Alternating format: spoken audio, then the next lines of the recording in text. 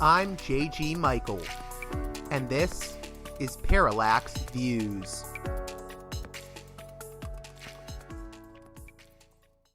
Hey there, Parallax Views listeners. On this edition of the program, we've got a big episode for you. Nick Cleveland-Stout of the Quincy Institute for Responsible Statecraft joins us to discuss his Quincy Institute briefing. It's a very important one. It's been getting a lot of press coverage. The Eighth Front, inside Israel's $1 billion influence campaign. You'll learn about these influence campaigns involving everything from geofencing to AI. And we're going to name names. Who are the firms involved in all of this? All that and much more in the conversation to follow. But before we get to that, I need to remind you that this show is almost entirely listener funded, with the exception of my one sponsor, Mike Swanson of the mighty Wall Street Window. So if you can, please consider supporting me on Patreon at patreon.com/parallaxviews. One more time, that's patreon.com/parallaxviews. Also, support my sponsor, Mike Swanson, by signing up for his free financial and trading newsletter, Wall Street Window, at wallstreetwindow.com. I've had listeners make a return on investment thanks to Mike's trading tips. So check it out at wallstreetwindow.com. He's currently, I believe, working on a YouTube channel, and I think you'll find that very useful as well. With that being said, let's get to the conversation with Nick Cleveland-Stout.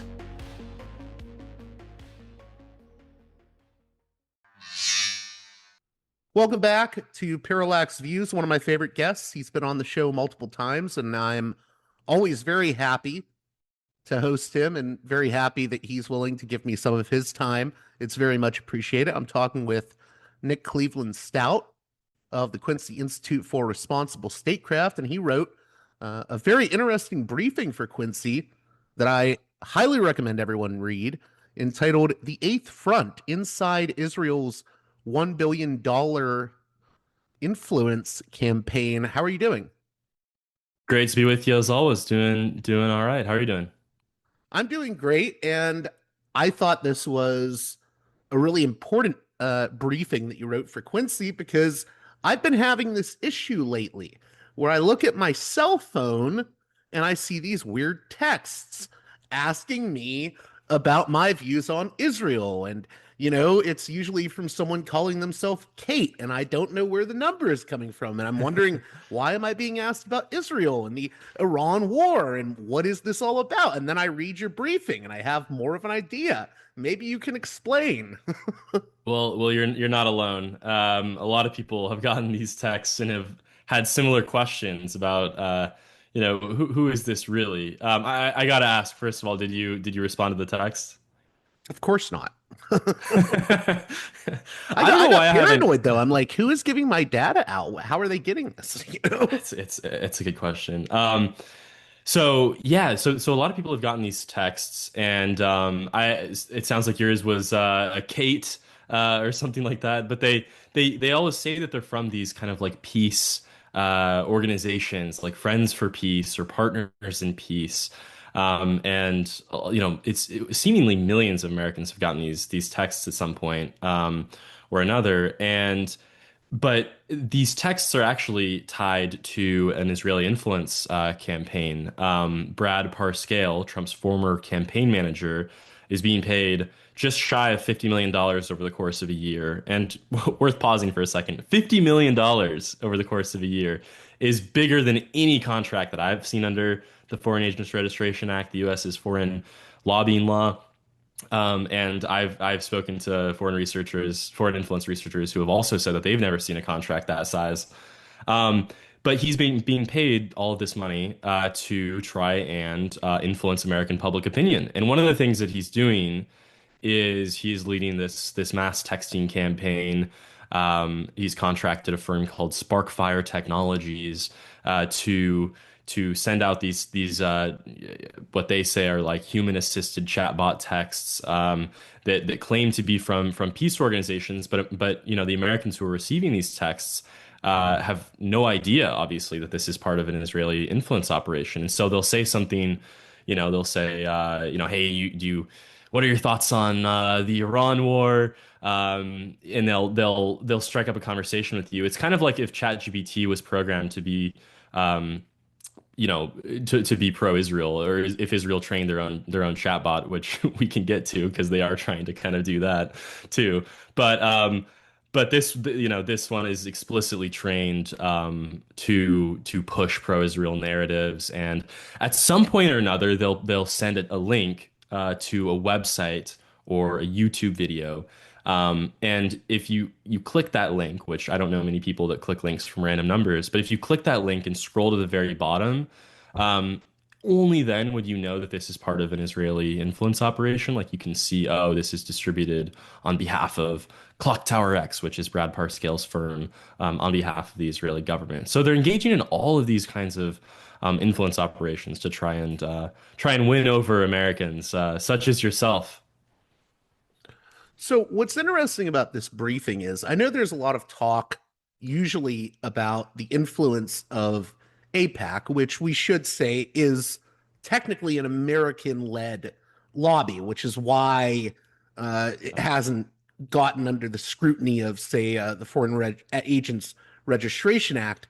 You're dealing with something very, very different here, though. Can you speak to that? It seems like maybe the Israeli influence operation sort of campaigns have changed a little. Yeah, that's exactly right. So, as your listeners are well aware, obviously organizations like the American Israel Public Affairs Committee have long exerted a lot of influence over U.S. foreign policy. My colleague Eli Clifton, who I know you've had on the show to talk about his forthcoming book, is out with this book in less than a week called The Israel Lobby, and it might be out by the time this episode is up. But he talks a lot about the influence of groups like APAC over the years. He has a piece up in the Guardian in which he talks about these moments throughout American history in which the Israel lobby has been able to successfully shore up support for Israel, even when all signs pointed to the opposite. And but that status quo is no longer tenable.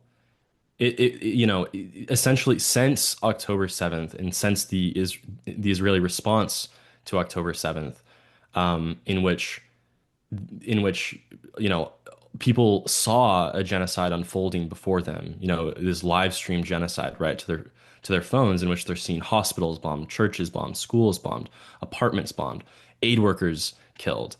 Um, they have completely questioned, Americans have completely questioned this historic relationship, and as a result, these questions around U.S. Israel, which were just not put under the microscope for so long, finally were.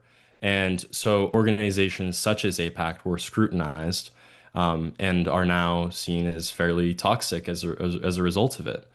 I mean, just this week we saw Abdul El Sayed in Michigan overcome this $30 million APAC dump into his opposition, and win the Democratic primary. And so Israel had to change their calculus. The Israeli government brought in Foreign Minister Gideon Sa'ar in late 2024. And as part of him entering the coalition, he said he wanted far more direct involvement over Israeli influence operations. They were losing so much public support. And so he devised this plan, his team, and was given a budget to match, in which they were going to, for the first time meaningfully, have to actually register under the Foreign Agents Registration Act, in which agents working for them would have to register Which is as interesting. lobbyists. Not to interrupt you, but that's interesting because that means, when direct foreign government contracts are involved, you're triggering the FARA requirements, which means there's a paper trail now. Exactly. There's a paper trail. And so, so now you have like amazingly, Israel is going from avoiding registering under FARA almost altogether to now being really like on track to becoming the largest spender under the Foreign Agents Registration Act for 2026. I mean, I'd be surprised if they're not at the pace that they're going. And and so, in this new brief, the Eighth Front, that I published with the Quincy Institute, I documented well over $100 million at this point, that have been invested on since 2023, in lobbyists working on behalf of Israel. And I should say, I'm using the word lobbyist a little bit loosely because they're not really lobbyists in the traditional sense. Like most of Israel's Gulf neighbors, they hire a lot of lobbyists. I mean, I think we've talked on this show about some of the things that, Saudi Arabia, the UAE, Qatar, what they're trying to do under FARA. Israel isn't as interested in trying to, hire former members of Congress to lobby their former colleagues. Like they're more interested in public opinion because they already have elite opinion, right? Like they're concerned about these primaries. They're concerned about this grassroots movement that is questioning this U.S.-Israel relationship Well, and that bleeding in. Yeah, go ahead. I was just going to say, especially amongst younger Americans, increasingly Democrats, and even some elements of the Republican Party, the sort of Thomas Massey wing. And it's interesting because Israel, from what you're saying, is interpreting this deterioration of trust or support in Israel by the American population as not an issue of their own policy failures, but rather a It's communications failure. it's pretty amazing. Yeah, there was even yes, exactly. It's sort of like there is this undying faith in the use of hasbara, which is, loosely translates from Hebrew to explaining, but it's sort of the go-to word for to refer to Israeli public diplomacy, Israeli influence operations, and but the belief in explaining the Israeli narrative comes at the cost of reflection over the policies themselves, as if like, okay, yeah, maybe it's possible that evangelical Christians are breaking in their support for Israel because they're seeing churches get bombed in Gaza. Like there's no reflection on that. Or, with a lot of the America First conservatives, people forget like the first Iran war, the 12-day war last summer. That was the first moment in which a lot of high profile America First commentators like Tucker Carlson and Steve Bannon really broke with Trump in supporting Israel. And there's no reflection on that either. There's no reflection on like, okay, well, maybe America First conservatives don't want to get sucked into a war that does not put U.S. interests first. Like their focus is on the messaging itself. And if the messaging is broken, it means that the messaging, or if the messaging is not working, it means the messaging must change rather than the policies themselves, which is pretty amazing and can corner you pretty quickly, because it doesn't leave a lot of room for the reflection on the policies themselves. Yeah, it's very interesting because it's almost like uh, Hasbara is seen as another military front. You even see it in the title, the Eighth Front. It's this idea that the information space has become a battlefield, or at least that's how Israel views it. And of course it is, right? Like to every country engages in that to some extent, but it's like the Israel is unique in that it feels as though I hosted Dr. Dahlia Shandlin for and my colleague Eli Clifton for a webinar yesterday, and that's something that Dr. Shandlin has said is that like Israel has this obsession with trying to sell their narrative, um, which is somewhat unique. I mean, she has been warning against this for like well over a decade at this point. Well, Saying she's in that the that thick of it too because she yeah. is an Israeli. Yeah.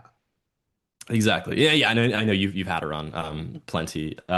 So, but yeah, that's exactly right. And so it is kind of amazing, like that they're registering under FARA now because there was this leaked memo from 2018 sent to the Guardian in which they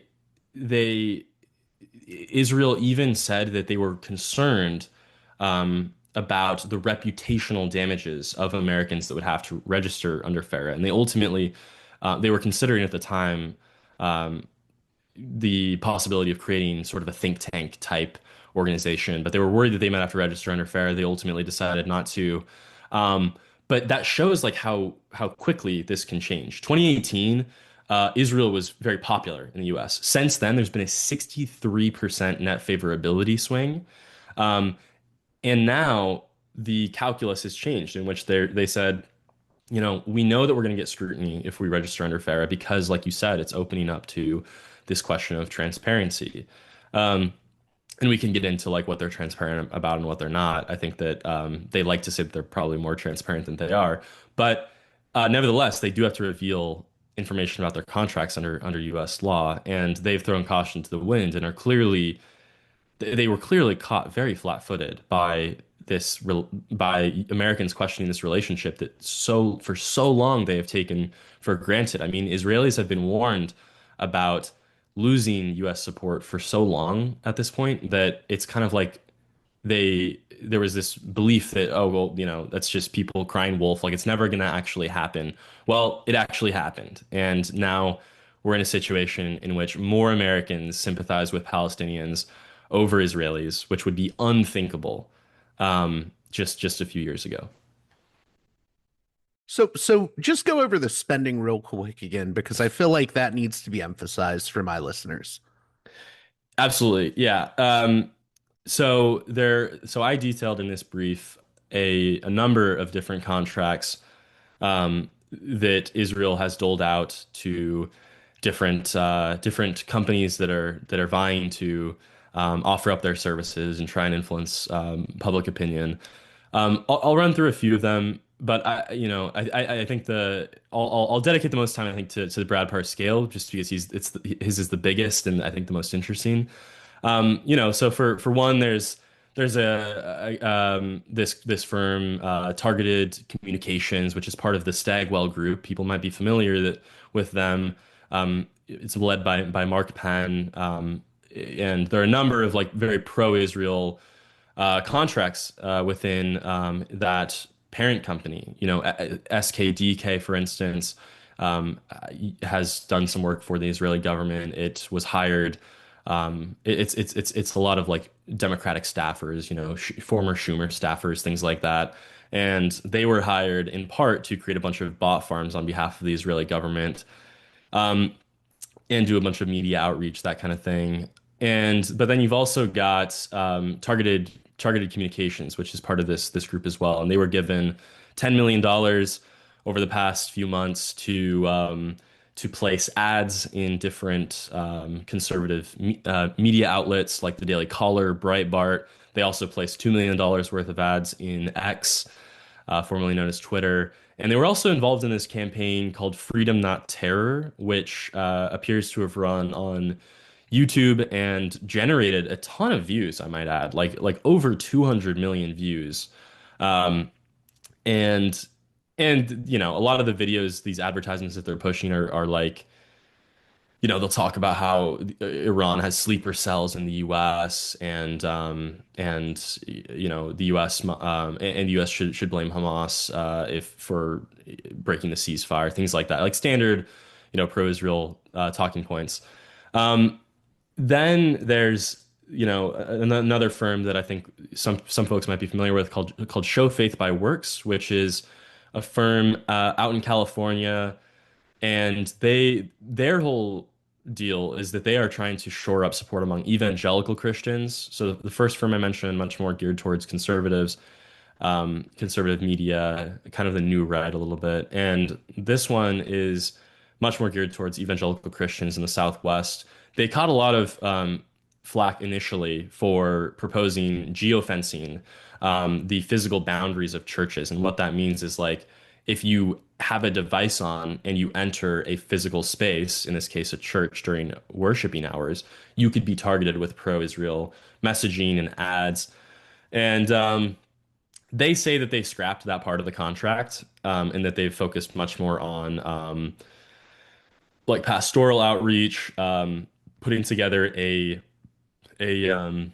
this kind of like museum, this mobile museum that visits a lot of churches and universities, and pushes, pro-Israel messaging, and also talks about the horrors of October 7th. So that's kind of their focus is on evangelical Christians. And there's a number of others. I encourage people to look at the brief if they're interested in like all the nitty-gritty details on some of these contracts, because even some of the smaller ones, there's like the former producer of a Spike Lee movie is getting paid almost $1 million to produce a bunch of pro-Israel social media content and direct what appears to be kind of like, higher quality, higher budget stuff. But the most interesting one is this question of Brad Parscale, the former Trump campaign manager. He was the guy who hired Cambridge Analytica in the 2016 campaign, the firm that was very scandal ridden for how it got its data and was using that data to micro target certain demographics in key swing states and things like that. He he had a very public falling out with Trump over the last 5 years, but he has now kind of returned as this as like Israel's guy in the U.S. And so Real he, quick, this is the guy that hired Cambridge Analytica. yeah, Okay, okay. yeah, exactly. And so he's and believe it or not, like, I mean, of course, like it is a very the name Cambridge Analytica obviously evokes a lot of people instantly think of like the scandal that came with it. But he was also like kind of a hero in the conservative right because he was viewed as a guy who was an outside of the box thinker, someone who could kind of employ new new avenues of influence, especially in online spaces, and know how to exploit that for political means, which really endeared him to the conservative movement and earned him a lot of money in the meantime and made him a lot of very powerful friends, including billionaire Tim Dunn, who's one of his closest business partners, Texas-based oil magnate. But Parscale is being paid this sum of $50 million to do a number of things. I mentioned the texting campaign, but he's also, I think one of the more interesting aspects of his work is on this like trying to train chatbots and trying to get chatbots to be more pro-Israel. And I had an investigation published with Dropsite last week getting into the nitty gritty of like, okay, how successful has he really been in this operation? I found that like he actually has successfully infiltrated the underlying training data of a number of these chatbots, especially Gemini. Gemini and the Google one. Yeah. Yeah, Gemini and Copilot in particular. Those two were consistently like regurgitating the talking points that these websites contain. And in these websites, they'll say there's about 1,000 different domains and like blog posts, things like that, and they will push these Israeli narratives. They'll say things like they'll be written kind of Wikipedia style. It'll have like key facts, digestible information. It doesn't really get into a ton of detail, but it'll make these claims about like, okay, the journalists killed in Gaza are actually not journalists; they're all terrorists. Israel's not committing a genocide, and here's why. Here's how and why. The IDF is the most moral army in the world. Um, Things like that. That the idea being that these sites can be archived um, and picked up by different LLMs that then incorporate their information into their systems. Well, I want to get back to the AI aspect of this, but first, I I just want to let my listeners know that we can attach actual names to all of this as you've been doing. So I just want to clear this up. So uh, Brad Parscale is, I guess he's involved with Salem Media in some Yeah. form or another. I think he's their chief strategy officer. They do a lot of like right wing media stuff. And then he's also the founder of this Clock Tower X. And then this also ties into Havas Media Group. Can you explain? So what is Clock Tower X and what is Havas Media Group? How do they tie into this? Yeah, so great question. So Clock Tower X is Brad Parscale's firm. it seems like it was created for this sole purpose of carrying out this Israel contract. And Havas Media is this firm that, or Havas is this firm that is based in France that is basically contracting um, a lot of these different contracts out inside the U.S. It's a little bit of like a missing piece of the puzzle about like why Havas. Like it's not entirely clear to me yet why this French PR firm is doing it. I mean, I think that the most logical explanation is just that they have the know-how. They know how to like set up, calls for these kinds of contracts and things like that. And they've got plenty of they seem to be no stranger to scandals as well. So that probably helps. But they've got, it's one of these massive PR conglomerates. They've got different subsidiaries in Germany, in the US, and the German and the US ones are the ones that are really involved in carrying out a lot of these or figuring out who's best fit to carry out a lot of these contracts. But Havas has been working with the Israeli government for a long time now. I think close to a decade at this point.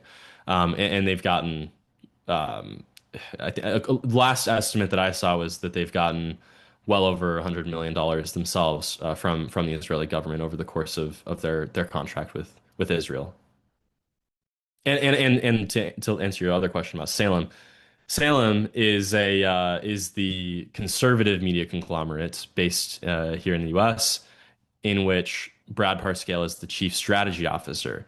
Um, and part of that contract with the Israeli government is for him to integrate pro-Israel messaging into Salem Media properties.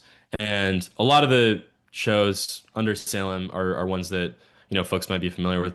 Some of them are pretty high profile. Scott Jennings' show, I believe the Larry Elder show, the Charlie Kirk show is also under Salem Media. So there's a bunch of like high profile conservative, I would say like pretty mainstream conservative shows that are under this. And yeah, so I've also seen that he has funneled about $500,000. Brad Parscale has funneled $500,000 worth of ad buys through Salem Media using Israeli government funds. So there's a very close connection between Salem and the Israeli government. And I'll also mention that there was a recent takeover of Salem Media, which kind of went under the radar, but a firm that his Parscale's business partner Tim Dunn is a major shareholder in, bought up Salem Media, and so now you not only have Parscale acting as the chief strategy officer, but a very very close ally of his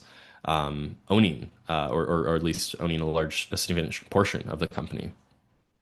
So essentially, what you're saying is, so Clock Tower X, Show Faith by Works, and some of these other firms, they're all the firms subcontracted for the Israeli government with Havas Media, and you have Havas Media at the center, and then the money flows out towards Clock Tower X, Show Faith by Works, et cetera, et cetera. That's exactly right. Yes. And there's I've got a nice little graphic or two with Havas on in the brief if anyone wants to take a look at all of the different contracts that Havas is subcontracting out. So to talk more about the AI influence, how effective do you think this is going to prove to be? It's interesting. I've never used Copilot or Gemini before. I've actually used ChatGPT more, and I've found it a little bit less. I won't say biased, but like it can sometimes come off as a little bit more nuanced. But what were your findings? Yeah, so there's kind of two sides to this. If you anyone who's familiar with the way that these chatbots work, like they're trained on prior knowledge, like they're trained on data before they even will give an answer to a question, and sometimes they won't even search the internet using, scouring for new information to try and answer your question. Sometimes they'll just answer based on what their training data says. So let me start with kind of the more obvious form of influence, which is when someone asks, when you say like is Israel committing genocide? Cite sources. Um, if you do that, it will scour the internet and come back to you and cite all the claims that it makes, and you can follow like where it's getting this information. And so I ran a few tests to see like if these chatbots will do that. So I asked the most amazing example that I had there was I asked Perplexity, which is one of the largest chatbots in the U.S. by market share. I asked, uh, is it beneficial for the U.S. to enhance its military cooperation with Israel? And it came back with a one word answer. It just said yes.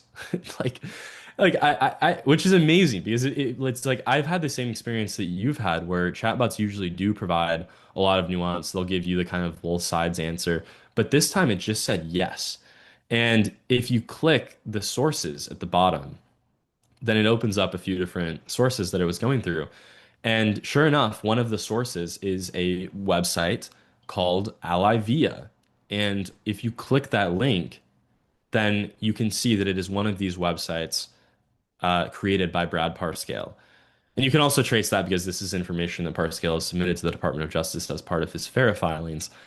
But and so, and again, these websites, it's not an accident that these websites are being picked up by these AI sites.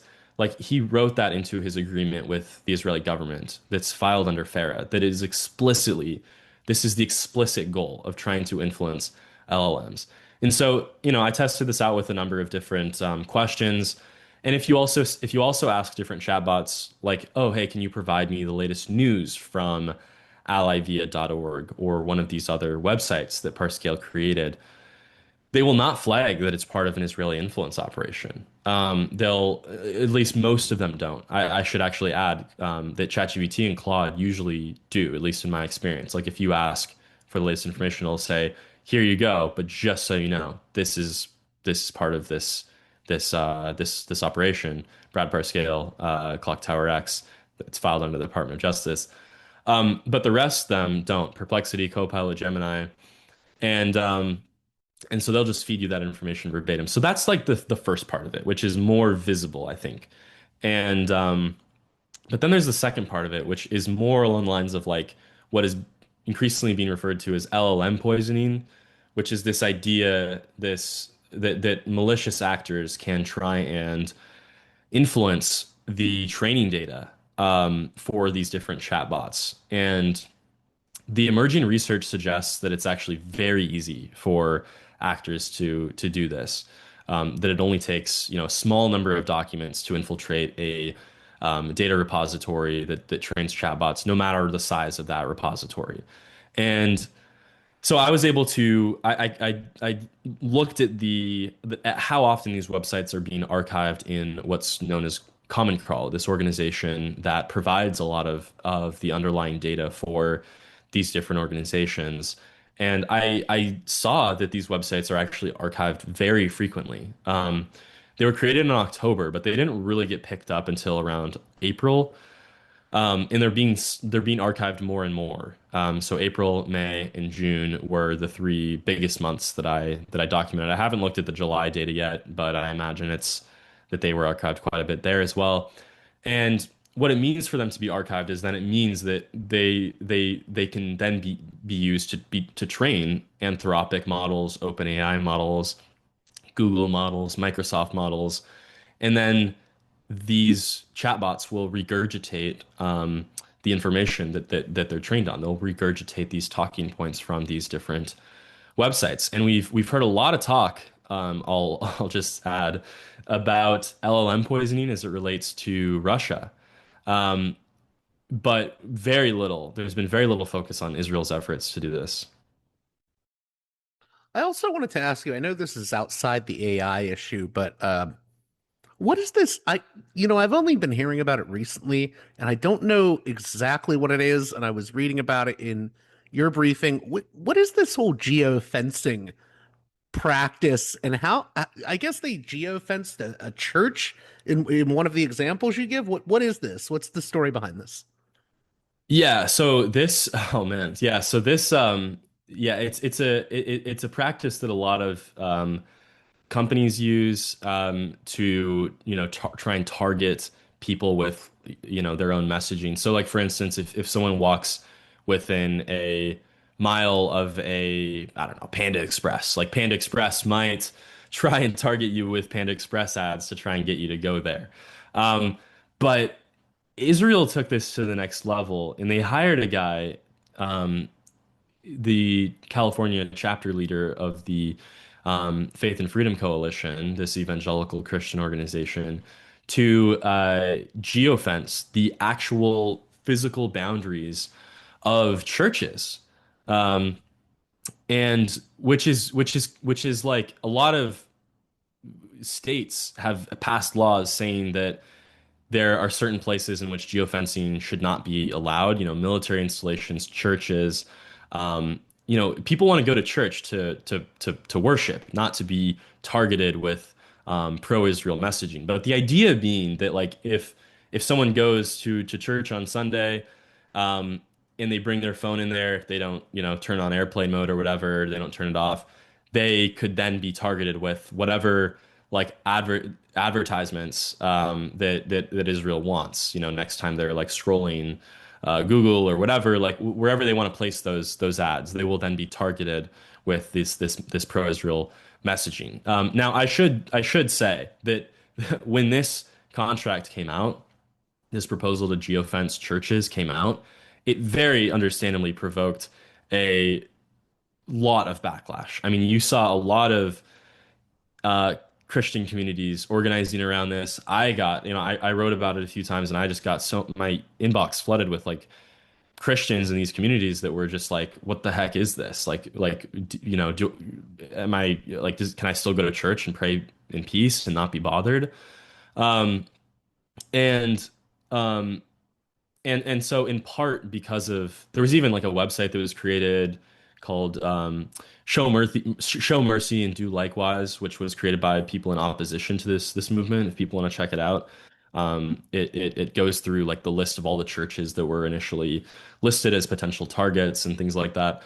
And I should say that that the guy who was organizing this eventually said that he was scrapping the geofencing for quote unquote security reasons. So in his telling, he never did that. He never followed through with it. In his initial in his initial filing, like he said that he was going to be doing a ton of different things. So it is totally plausible that he backed out of doing this. Like, he said that he was going to be paying Steph Curry to be like a pro-Israel spokesperson. Uh, so that just gives you a sense of like he was throwing a bunch of ideas and seeing kind of what stuck. And it seems like he eventually scrapped a lot. He overpromised and ended up backing out a lot of these things. And there's also another part that I haven't heard you talk about in some of the other interviews is Israel has expanded its sponsored trips as well for like influencers, pastors, journalists, etc., right? Yeah, totally. I mean, I think that this is a this emphasis. I mean, delegations are just such an amazing way to like get your narrative across, get people to buy into what you're selling, and so they'll take delegations of pastors, influencers over there. They'll introduce them to high ranking military officials. They'll talk to foreign ministry officials, IDF soldiers. They'll go to the Gaza border. And it's basically like a propaganda tour of Israel and selling their narrative. And I've spoken to some of, and so I basically Israel ramped up a lot of these contracts, and especially like I think what might be interesting for folks is like specifically for influencers, right? Like social media influencers. There was one contract from last about a year ago now that like the the procurement document laid out the problem very clearly for folks. They said, hey, we're very concerned about how young people and young conservatives in the mega movement don't seem to be buying our message anymore. A lot of the young conservatives are tuning in to Tucker Carlson.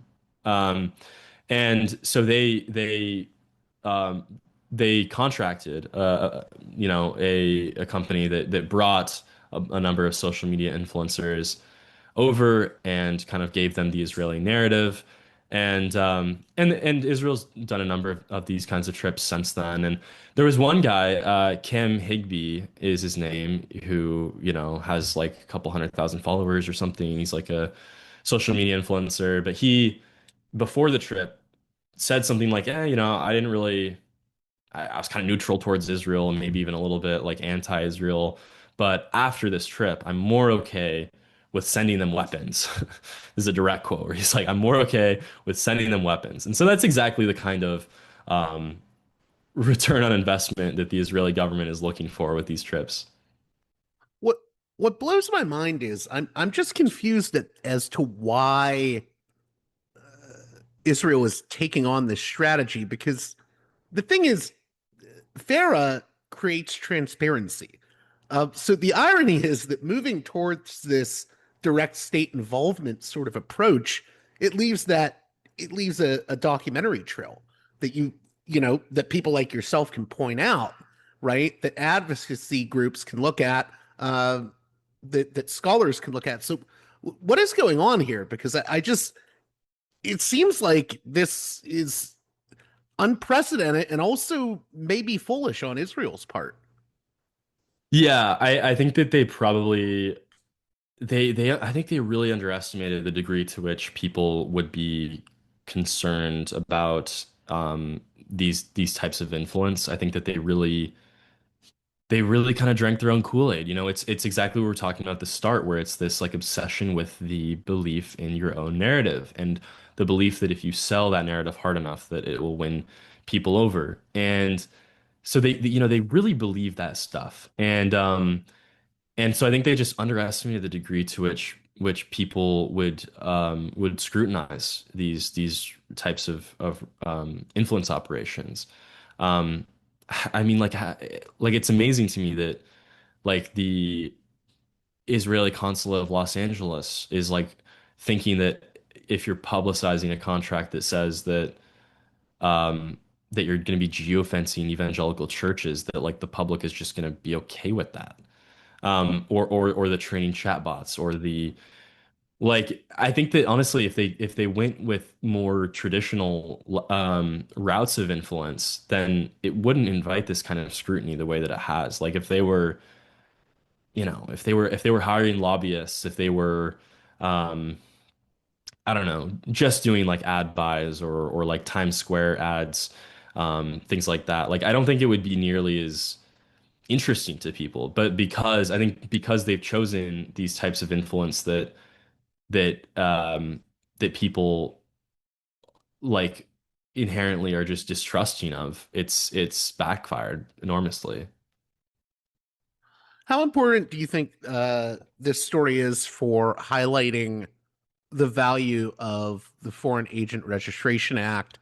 Because, like I said, this is a whole different ball game than even talking about APAC in a lot of ways. And I think it's very good that we have FARA to sort of shed a light on all of this. Yeah, I agree. And I think that it is very important to be able to have FARA for people to be able to look at these kinds of contracts. Um, I so yeah, it invites that scrutiny, and that scrutiny is important. I'm happy to report on the contracts that people are doing, and if people want to, whatever, opinions are made based on that, like so be it. I hope that it's just important that that information is out there, and that only information is only out there because we have that transparency. But this is also, maybe a good opportunity to talk about some of the ways in which FARA is a little bit inadequate for some of this. Like, I was just um, that was the next question I was going to ask is where have we failed to get transparency? yes, it's you know, the big ones are like I'll say like the influencers. Like a number of these different contracts detail that influencers are being paid by Israel, and there's only been, to my knowledge, like one influencer that's registered under FARA, Yoav Davis. He runs like an Instagram account called Jews of New York. And, to his credit, he's registered under FARA, and none of the other ones have, despite an obligation to do so if you're trying to influence public opinion on behalf of a foreign government. And and so that's one. That's kind of one of the big ones. But then there's also a number of other ways in which they try to kind of like get around transparency. I mean, all like the text messages, for instance, like Partners for Peace, Friends for Peace. They reach out saying that they're part of these peace organizations. And there was this amazing quote in the Wall Street Journal. Um, Brad Parscale talked to the Wall Street Journal for a piece that they had on this, and they asked him like, okay, what is Partners for Peace?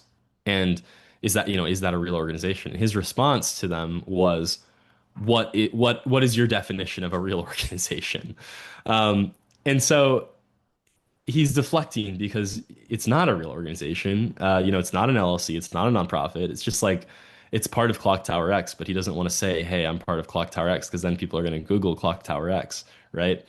And see that it's part of this Israeli influence operation. And then the most egregious example that I've seen. I documented a few.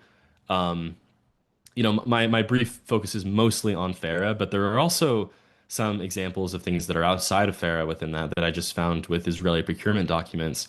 And one of them was this $700,000 payment to an organization called Eagle's Wings, which is a Christian Zionist organization based here in the U.S., led by this guy Robert Stearns, and he was his organization was paid $700,000 from the Israeli government, $240,000 of which was for something called Israel Advocacy Day, which is a week-long affair in which they organize a lot of lobbying on Capitol Hill. And I was able to obtain a set of talking points that were distributed to these different Hill offices, and they're explicitly lobbying on the U.S. military relationship. They're lobbying on how Israel needs to maintain its qualitative edge, how members need to vote accordingly, how members need to support Israel in their votes, and that is like textbook um, lobbying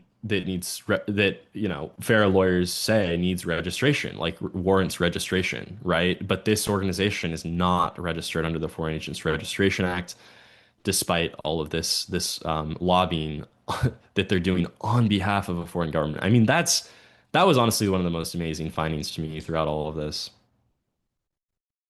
But before we close out, I just had a few more brief questions. I know we've gone a little bit over, but I wanted to ask you, one very dishonest criticism I get when I do these shows about Israel and US foreign policy is, why are you picking on Israel? And I don't just pick on Israel. I've done shows about Saudi Arabia, the UAE, China, Russia, etc. Um, and I think, to be fair to Israel, I I don't think it's unique. uh, I think other countries engage in influence campaigns, and there's other countries that have used contractors in the same way that Israel is. How would you compare this to other countries like the ones I mentioned?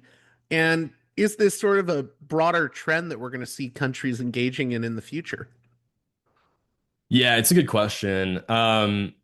Yeah, it's like you said, a lot of countries engage in influence operations. I mean, the short answer is like, I mean, I've been, I wanted to write this brief and focus on this brief because I noticed that Israel was starting to register a lot under FARA, which is such a pivot from what they've done in years prior. And so I've kind of been able to document them go from like a an afterthought in the foreign influence research space to the single largest spender under FARA. And because again, just to emphasize like that, because we're not talking about APAC, we're not talking about Christians United for Israel. We're talking about direct spending from the Israeli government on these different contractors.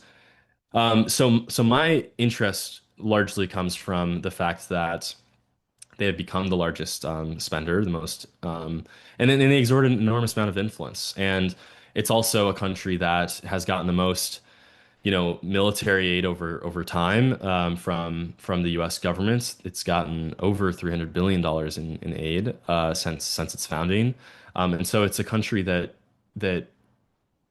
is seen as an enormous ally a partner to the U.S. in the Middle East. And so it's important to ask questions around like, okay, like why is it spending all this influence? Why is it spending all this money to garner influence, and what is it using that influence for?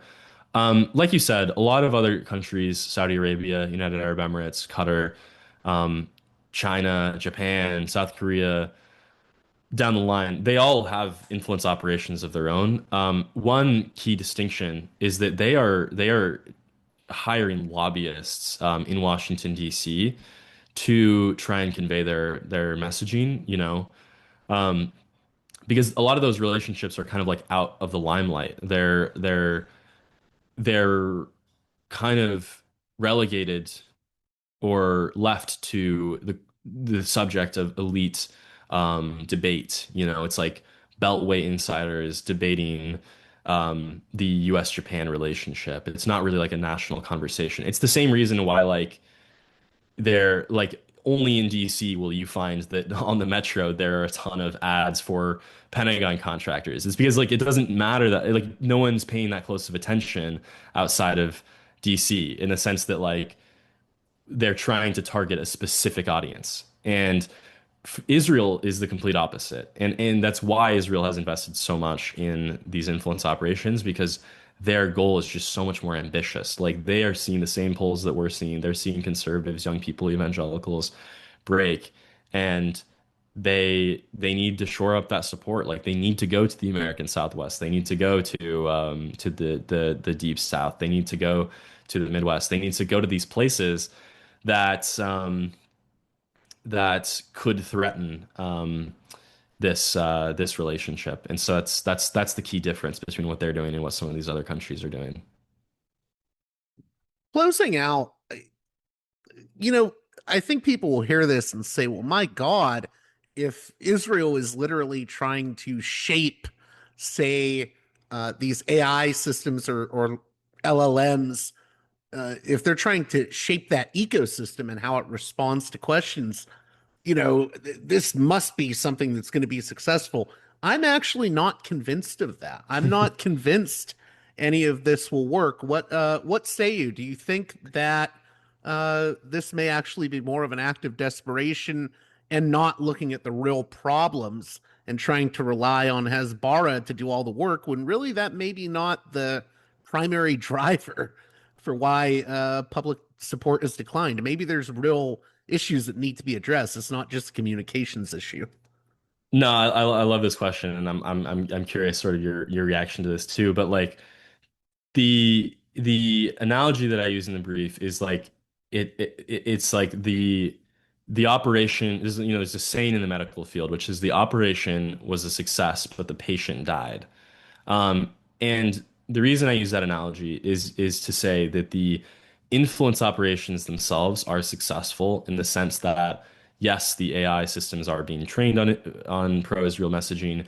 Yes, influencers are in some cases parroting messaging from the Israeli government. And so they're having those successes, but it hasn't led to shifts in public opinion. It hasn't led to a shift in the polls, which is what they actually care about, right? Like they don't care about how many metrics their social media influencers reach, so long as if it's not changing public opinion, it doesn't matter, right? And so it is amazing. There's this huge disconnect in if you look at, I mentioned like the procurement documents earlier, they always say we need to contract this person or that person because we're worried about polls. We're worried about how we're being perceived in the US. And so but then when the contract is actually carried out and they, advertise this contract or, publish a press release or whatever, they never talk about the polls because the polls are still very bad for them and they continue to go down. They talk about the metrics. They talk about X amount of impressions. They talk about, for instance, I mentioned like those advertisements on YouTube earlier. Like those got over 200 million views. Well, what does it matter that it reached 200 million people if it's not pushing people in what is in their view the right direction? And in fact, like it very much be the opposite in the sense that it could backfire, be counterproductive. This is something that Stephen Walt, Kennedy School professor, author of the Israel Lobby, co-author of the Israel Lobby alongside John Mearsheimer, told me when I talked to him for this paper, which is that like he thinks that they're viewed as selling this BS messaging over and over, and that people are just not going to buy it, and that their antennas are going to be up whenever they get that text that says, "Hey, I'm Kate from Partners in Peace. Do you have a second to talk about Israel?" Like it's going to negatively polarize them rather than move them to closer to the Israeli position. Well, that's the great irony of it. This actually, I mean, if I were advising folks in Israel, I would say this is not going to work out as planned. There may be Exactly. blowback to it, in other words. Yeah. 100%, 100%. So, and I'll just close by saying like we don't know what's going to happen. Obviously, like there have been other tiffs, to put it mildly, in the U.S.-Israel relationship, and they've been able to get back to a position of good standing in the U.S. So, who's to say? Sometimes people have the memory of a goldfish, and I think that they're going to have to come to terms with that the American public has questioned this relationship, and I think that is going to last and it's going to transform. But anything can happen, so I'll leave it at that. Wh- What would you But hope yeah, that what's the main takeaway you want my listeners to take from this conversation? I think that it's a good question. I mean, I think it's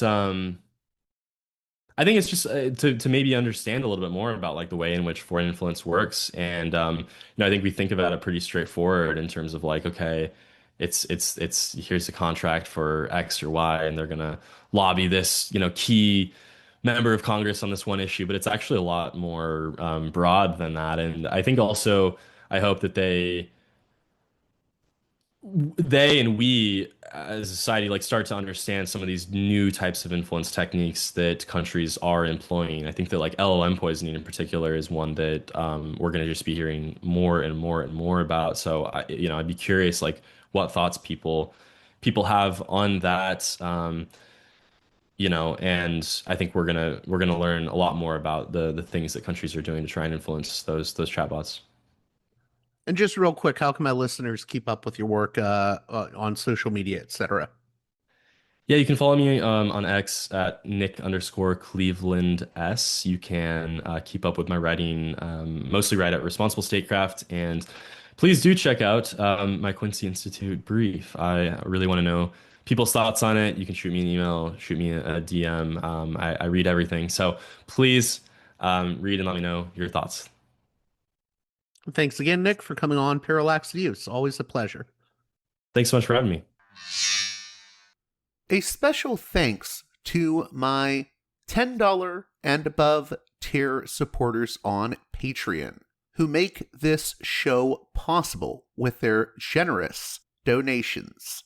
Producers' credits shout out to those supporters: Aaron, Fabian, Jeremy, Matt, Big Bob's Beepers, James, Enoch, David, Sadad, Tristan, Bob, Eva, Miriam, West Bank Robbery Pod, B. Lund, Transnatural Perspectives Podcast, Dan, Nick, Elliot, Fabian, Tom, Arlen, Bo, Spartacus, James, G, Jamie, Will, JC, WV, Sutra, Orc, Catherine, Aaron, Darko, Nathan, Holland, Dan, Mark, Chase, Olm, Gary, Nobody, Emilia, Nick, Brace, Michael, and Brian.